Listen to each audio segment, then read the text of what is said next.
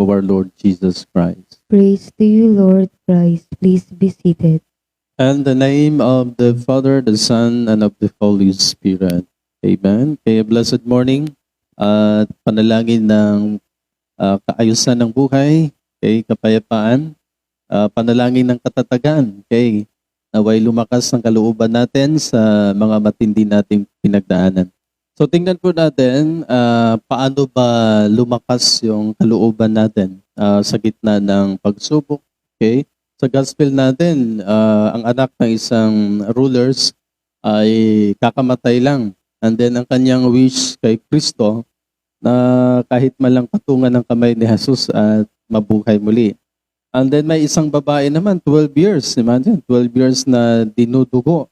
Sa ibang gospel, naubos na lang kanyang pera sa kakagamot at wala pang may kakayanan paano gumaling siya. Pero sabi niya, kung mahipo ko lang yung damit ni Jesus, gagaling na ako. At dahil nga nangyari, pinagaling siya. At ang sabi ni Kristo sa Matthew 9:22, anak, lakasan mo ang iyong loob. Pinagaling ka ng iyong pananampalataya. Kaya ngayon, pag-usapan natin, ano ba yung mga tips biblical paano lumakas ang ating kalooban. Kasi kung titingnan natin, may mga pangako ang Diyos sa mga taong nagtitiis, sa mga taong umaasa. May pangako ang Diyos sa mga taong gustong makamit nila ang kanilang kagalingan at kalakasan. Okay, sa 1 Corinthians 10:13, ito yung sinabi ni Pablo, wala pang pagsubok na dumating sa inyo na hindi nararanasan ng ibang tao. Ibig sabihin, yung problema mo ay naranasan na yan ng iba. Napagtagumpayan nila. Kaya dapat walang rason na hindi mo mapagtagumpayan yan. Dahil na-experience nila eh. Diba gaya ng COVID-19, maraming mga scientists na nahirapan dahil hindi nila alam paano gamutin. Pero noong nagkaroon na ng research, study, yun, meron ng gamot. So, ganun lang.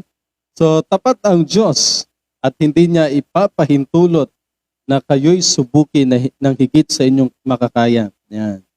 Patutuo yan ng Diyos na kung bakit, kung nararanasan nyo man yan, hindi ibig sabihin, minsan kasi, Lord, ang bigat na. Alam ng Diyos yun, kaya mo yan. Kasi hindi nagbibigay ang Diyos ng hindi nagpapahintulot, imagine yung term, hindi niya ipinapahintulot na kayo'y subukin ng higit sa inyong makakaya. Talagang kaya po natin yan, mga kapatid. Sa halip pagdating ng pagsubok, ano ba ang gagawin dito ng Diyos? Bibigyan niya kayo ng lakas upang makayanan ito at ng paraan, mga pamamaraan upang malampasan ninyo ito. Pangako yan. Kaya dito, sinabi ko talaga, 99.9% to 100% malalampasan talaga ng tao kung ano man ang pinagdaanan niya. Kung siya'y nagpapatuloy sa buhay. Danger kasi yung umayaw na eh. Lord, Lord, pagod na ako. Ayan, danger po yan. Huwag kayong mag-isip ng ganoon na kahit sa matinding pinagdaanan natin, hindi nga ibinigay ng Diyos kung hindi mo yan kaya. Kailan yung iba natuluyan, bakit sila natuluyan? Nag-give up na eh. Yun ang pinaka-danger kapag nag-give up na ang tao. Talagang mangyayari po yan. Pero kung ikaw ay patuloy, nagnanais na magpatuloy sa buhay, then ipagkaloob ng Diyos ang iyong ninanais. So Luke 21:19, okay, bakit kailangan nating magpatuloy sa buhay? Una, upang maligtas ka. Yun lang naman eh. Bakit kailangan mong magpatuloy, mag-let go, mag-move on, palakas, dapat lumakas yung kalooban upang maligtas tayo sa matindi nating pinagdaanan. So, ganun lang. Kasi pinapahina tayo ng iba't ibang pagsubok. Tama po yon kasi ganun talaga ang reaksyon ng ating katawan at pag-iisip kapag dumanas tayo ng karamdaman, pagsubok. Ngunit, ano ba ang patuto dito? Luke 21:19, ngunit sa pagtitiis ninyo, ngunit sa pananalig ninyo, ngunit sa pag-asa, yan, pinapalakas kayo ng Diyos at ipagkaloob ang hinahangad. Imagine 12 years dinudugo itong babaeng ito. Siguro yung iba, umayaw na. Araw-araw kang dinudugo. And then itong sa anak naman ng rulers ay talagang kakamatay lang. Then gusto niyang mabuhay muli, kaya lumapit siya sa Diyos, kay Kristo. So isa yan sa mga obserbasyon o dapat gawin ng tao kung tayo'y dumanas o nasa gitna ng mga pagsubok, karamdaman, huwag talagang mag-give up. Dapat umaasa, dapat nananalig. Normal naman yung pagtitiis eh. Lahat naman tayo nagtitiis. Okay? So pinapalakas ng Diyos sa mga taong naghahangad ng kaayusan, naghahangad ng kagalingan, at naghahangad ng kalakasan. So yan, isa yan sa mga tip na dapat gawin ng tao. Sabi ni Pablo, sabi ni Pablo, lahat tayo ay nagbabata. Naghihirap. Lahat naman tayo nagtitiis, di ba? Lahat ay binabata. Yan parang pinaka-term niya. Ibig sabihin, lahat talaga ay pinaghihirapan. Walang easy money ngayon. Kung may easy money man, mabilis yan mawala. Okay? Lahat ay pinaniwalaan. Yan, isa yan. Kung kulang kinakapos tayo sa paniniwala, talagang kakapusin tayo sa daigdig na ito. Lahat ay tinitiis. Lahat ng bagay ay dapat inaasahan ng tao. Dapat ganun ang pananaw natin dahil, yun nga, marami ang nagtatagumpay, marami ang gumagaling dahil lahat sila umaasa, tinitiis nila, lahat sila naniniwala, at talagang pinaghihirapan nila ang lahat para mapagtagumpayan nila iyon. Sa 1 Timothy 6:11, sikapin mong mamuhay ng matuwid. Yan, isa sa mga dapat gawin. Minsan kasi nagkakasakit tayo dahil sa pagkakasala, mga disobedience natin. Minsan kinakapos tayo dahil sa kakulangan ng kaalaman. Minsan humihina yung kalooban natin dahil kulang tayo sa pananampalataya. Paano ba lumakas ang kalooban? Di ba sabi ni Kristo sa kanyang mga apostol, mag-ayuno kayo, manalangin kayo ng mataimtim dahil pinahintulutan ang dyablo na subukin kayo. Yan? Okay? So, upang maiwasan natin yung kahinaan, kalungkutan, minsan nag-give up na lang tayo, dapat tayo'y nag-iisip na maka-Diyos. Huwag kayo mag-iisip na, tama na Lord, pagod na ako. Hindi yan maka-Diyos. Maka-demonyo yan. Okay, gusto nating mamatay na lang instead na lumaban, tumayo, sumigla. Yan. Dapat nag-iisip ang tao na maka-Diyos para maiwasan yung pag-give up. Siyempre, dapat malakas ang iyong pananampalataya. Dapat meron kang pag-ibig sa Diyos, ang umiibig sa Diyos, nananatili sa Diyos, at ang Diyos naman ay nananatili sa Kanya. At siyempre, lahat naman tayo ay nagtitiis. Dapat daw magtiis tayong may kaamuan. Yan. Pwede bang ganon na nagtitiis ka, mapagkumbaba? Meron eh. Kasi lahat tayo ay merong mga pinagdaanan sa buhay, iba't ibang pinagdaanan. Ngayon, kung ang pagtingin o pagtugon mo sa mga pagsubok ay, di ba, unang-una, yung interpretasyon ni Job, parang, matuwid naman ako, Lord eh. Di ba, yun yung unang impression ni Job. Bakit mo ba ako sinubok, Lord? Bakit mo ba pinahintulot ang mga bagay? Mabait naman ako. Ngayon, kung ganun ang impression natin sa mga pagtitiis, ay may chance talaga ang tao na minsan lumayo, yung iba umayaw na lang, yung iba ayaw maniwala na may Diyos. Meron bang Diyos? Minsan ganun yung pag-iisip natin. Tingnan mo si Santiago. Okay, ano bang sabi ni Santiago? Mga kapatid, Santiago 1, 2, 3, mga kapatid, magalak kayo kapag kayo dumanas ng iba't ibang uri ng pagsubok. Ano ba ang patutuo ni Santiago dito?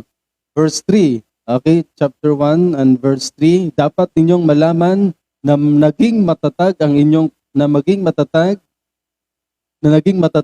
pananampalataya sa pamamagitan ng mga pagsubok. Verse 4, at dapat kayo'y nagpakatatag hanggang wakas. Okay, kapag kayo'y naging ganap na at walang pagkukulang, doon nyo na mapagtagumpayan yan. Ngunit kung ang sino man sa inyo ay kulang sa karunungan, humingi isa sa Diyos at siya'y bibigyan, sapagkat ang Diyos ay nagbibigay ng sagana at hindi nanunumbat. Yan. Ay, ganun ang pagtingin nila eh. Ano ba ang pagtingin mo sa pagsubok? Baka ang pagtingin mo sa pagsubok ay sinumpa ka ng Diyos, hindi ka mahal ng Diyos. Hindi ganyan, mga kapatid. Dadanas man tayo ng pagsubok, okay? Dadanas man tayo ng mga karamdaman, kung may pananalig ka, maganda ang kanyang kahinatnan. Yan. Kasi kung, imagine na, paulit-ulit lang ito mangyari. For example, na-experience mo na ang sakit, o then gumaling ka. Next time, alam mo na paano gawin. Ano ang pinaka-remedy sa mga pangyayaring iyon. Maging komportable ka sa buhay. Dahil, di ba, kung ang isang bagay hindi mo alam, hindi ka komportable, pero pag alam mo na, maging komportable ka kasi alam mo na paano gawin, paano pagalingin. So Matthew 24:13, ang nagtitiis hanggang wakas ay siyang maliligtas. Yan, isa yan sa mga mungkahi na dapat talaga ang tao ay nagtitiis siya, ang tao ay naniniwala, ang tao ay may pananalig, at syempre may pag-asa, umaasa dapat ang tao. Once na mapagtagumpayan ng tao lahat, siya'y tatanggap ng putong ng buhay. Ano ba itong putong ng buhay na ipinangako ng Panginoon na syempre kapag na-resolve ka na, maganda na yung pananaw mo sa buhay, ang putong dyan ay buhay na walang hanggan, pati buhay na walang hanggan, ipagkaloob ng Diyos sa tao. Siyempre kapag advance ng tao, alam niya ang mga bagay-bagay, yun putong ng buhay, karunungan yun eh. Kaya ang taong maraming pinagdaanan, eksperto na. Pero kung sa maraming pinagdaanan mo hanggang ngayon, wala ka pang na-resolve, anong tawag dyan? Hindi ka expert. Kaya isa sa mga inaasahan ng Diyos kahit yung mga apostol, na dapat magpakatatag tayo dyan. Na dapat malampasan mo talaga yan. Kasi bahagi yan ng problem-solving situation sa daigdig na ito. Lahat naman tayo dumadaan, mga kapatid. So, sa 1 Peter 4:12, huwag na kayong magtaka. Huwag na kayong magtaka sa mabibigat na pagsubok na inyong dinaranas, na parabang ito hindi pangkaraniwan. Okay? Sabi nga ng mga apostol, para kayong just now. Nangyayari naman yan, dati pa. Sinauna pang tao hanggang ngayon, ilang thousands na ang nakalipas. Kung kayo'y nagdusa, ayan, isa pa ito sinabi ni Pedro, kung kayo'y nagdusa dahil sa pagiging Kristiyano, ayan, lalo na sa mga pari, pastor, na maraming pinagdaanan, huwag ninyong ikahiya ito. Sa halip, magpasalamat kayo sa Diyos sapagkat taglay ninyo ang pangalan ni Kristo.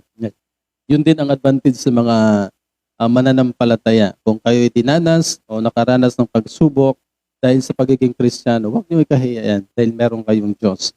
Verse 19, okay, 1 Peter 4:19, ang mga nagdurusa ayon sa kalooban ng Diyos ay dapat magtiwala sa lumikha at magpatuloy sa paggawa ng mabuti.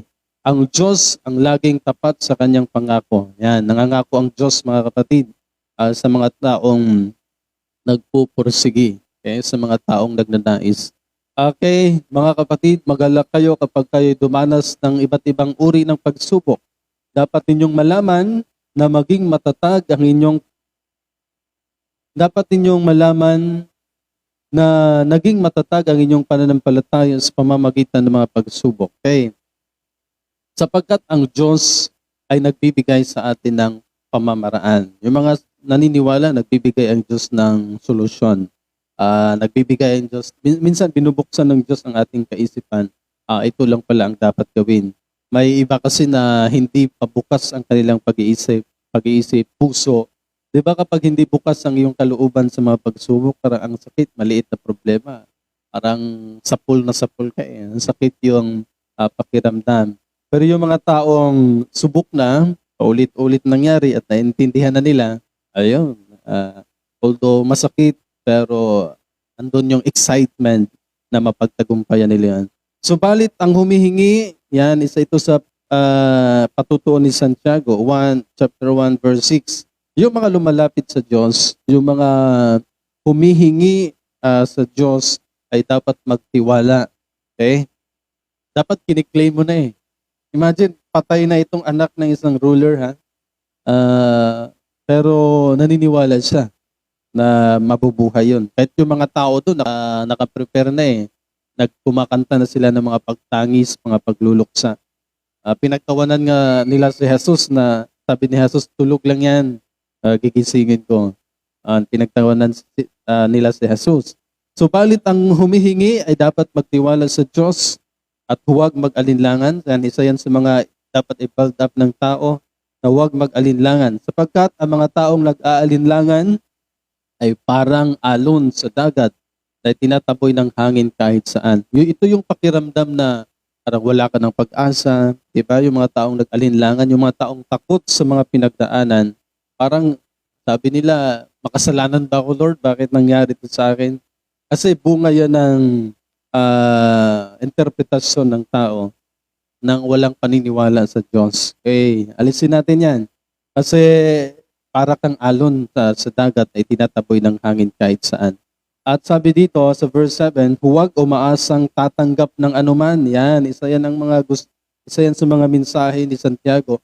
Huwag umaasang tatanggap ng anuman mula sa Panginoon ang mga taong pabago-bago ang isip at di alam kung ano talaga ang nais niya. Kung gusto mong gumaling, yan, i-fix mo yan. Lumapit ka sa Diyos at i-claim mong mangyari yan. Pero kung nag-alala ka, iniisip mong makasalanan ka. Pwede naman isipin natin makasalanan tayo. Pero wag naman humantong na kalooban mo ba ito, Lord? Di ba? Bakit nangyari ito sa akin, Lord? Dahil ba makasalanan ako? Hindi nag-iisip ang Diyos ng ganun. Although ginawa mo yan, mali talaga yon, pero hindi nag-iisip ang Diyos ng ganun.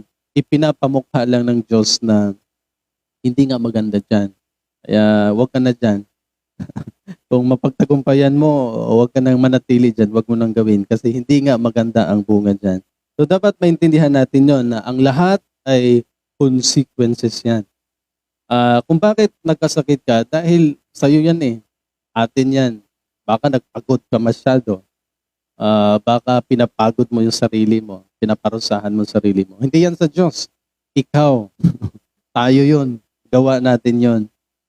Huwag nating isipin na pinarusahan ka ng Diyos. Hindi, ikaw ang nagparusa sa iyong sarili, yung pag-iisip mo, yung ginagawa mo, at kung bakit nagkasakit tayo dahil reaction yan ng mga ginagawa natin. So, nawa, maintindihan natin na hindi ang Diyos ang gumagawa niyan. Although may time na sinusubok tayo ng Diyos, tinutulak tayo dyan. Pero talagang kung mabigat na pinagdaanan na yan, yan ay bunga ng ating kawalan. Ano ba yung kawalan ng kahandaan kung ano ang result ng mga ginagawa natin. So, nawa, maintindihan natin na minsan sinusubok din tayo ng Diyos para ma-realize natin ang mga bagay-bagay. And then, may mga time din na gawa talaga natin, kaya nagkakasakit tayo. Ang term ni Christian, katigasan ng ating mga ulo. Kaya paulit-ulit pa rin yung nararamdaman natin, yung mga karamdaman natin. So, ang option ng tao ay ayusin. Yun lang. Wala ka ng ibang option, ayusin. Kung hindi mo kaya, andyan ang Diyos. Palalakasin ka ng Panginoon. Kung hindi mo naintindihan yung pamamaraan ng Diyos, marami ng eksperto sa mundo. May pari, may mga pastor, mga expert, mga coaches. Pwede tayong magtanong. Sa internet, meron na rin. Pwede tayong mag-research. So yan, isa yan sa mga dapat tingnan ng tao. Yung mga time na may iba nakakaranas ng malubha na talaga, ay yun, bunga din yan ng ating kagagawan. And then kung kalooban ng Diyos na ipamukha sa atin ang dapat gawin, dapat maging matatag tayo sa ating mga pinagdaanan. Magtiis, manalig, umaasa. So, isa yan sa mga binanggit ni Pablo. So dapat ang lumalapit sa Diyos ay naniniwalang makamit niya yun. Gagaling at gagaling siya. Okay? Amen? And the name of the Father, the Son, and of the Holy